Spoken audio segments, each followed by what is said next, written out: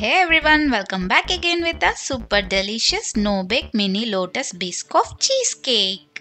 దీనిలో చాలా తక్కువ ఇంగ్రీడియంట్స్ యూస్ చేస్తాం, కానీ this taste will hits you different. ఇది నాకు చాలా ఫేవరెట్. ఒక్కసారి చేసుకొని తిన్నాక మీకు కూడా ఫేవరెట్ అయిపోతుంది.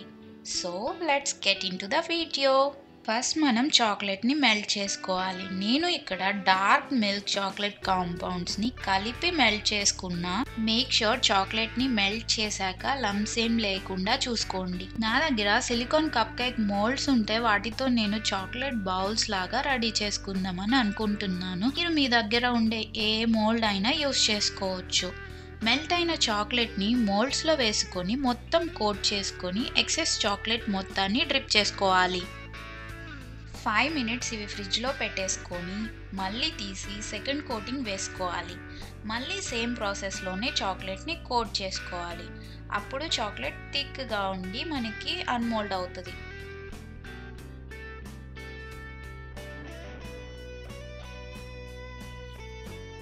ఈ చాక్లెట్ కప్స్ని ఫ్రిడ్జ్లో సెట్ అవ్వడానికి పెట్టేసి నెక్స్ట్ ప్రాసెస్ ఏంటో చూసేద్దాం. ఇప్పుడు బేస్ కోసం బిస్కాఫ్ బిస్కెట్స్ని ఒక 10 అలాగా తీసుకొని పౌడర్ చేసుకోవాలి. దీనిలో మెల్ట్ చేసుకున్న బటర్ 1/3 కప్ వరకు వేసుకొని ఒకసారి కలిపేసుకొని పక్కన పెట్టేద్దాం.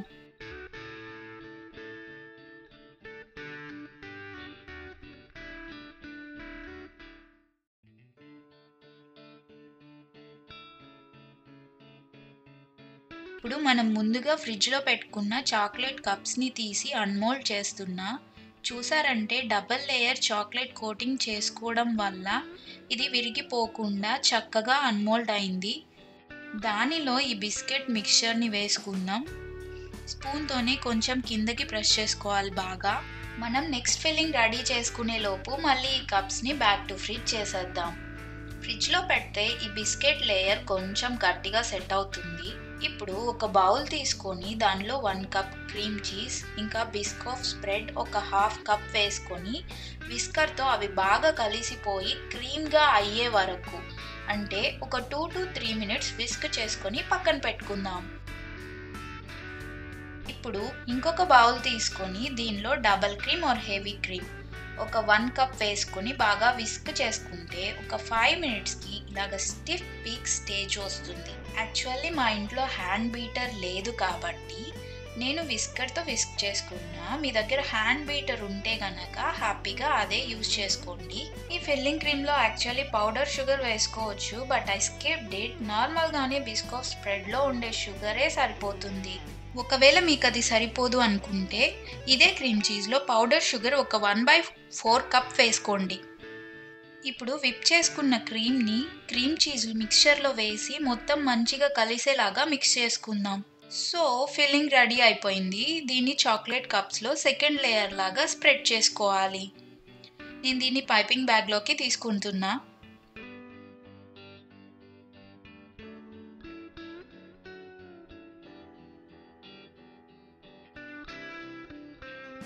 మొత్తం క్రీమ్ని ఈవెన్గా స్ప్రెడ్ చేసుకున్నాక ఒక 1 hour ఫ్రిడ్జ్లో పెట్టుకుంటే క్రీమ్ మంచిగా సెట్ అవుతుంది.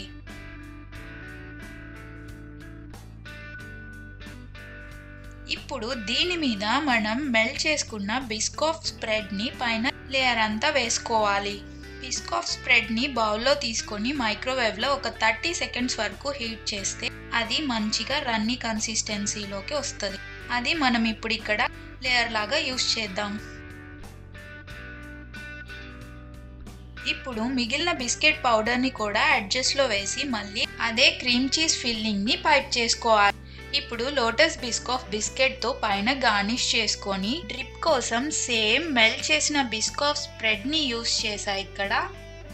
అంతే, చాలా ఈజీగా చేసుకునే మినీ చీజ్ కేక్ రెడీ అయిపోయింది.